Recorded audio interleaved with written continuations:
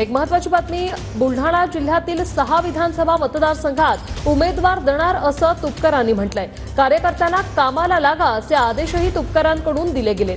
13 आणि 14 जुलैला पुण्यात कार्यकर्ते आणि पदाधिकाऱ्यांची बैठक बोलावली आहे। बुलढाणा, चिखली, सिंदखेडराजा आणि खामगावमध्ये उमेदवार देणार असं तुपकरांनी सांगितलंय।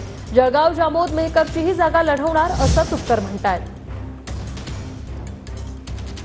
बुलढाण्यात तुपकरांनी समर्थकांची बैठकही बोलावलेली आहे। कार्यकर्त्यांना लवकरात लवकर कामाला लागा असे आदेश तुपकरांकडून देण्यात आलेले आहेत।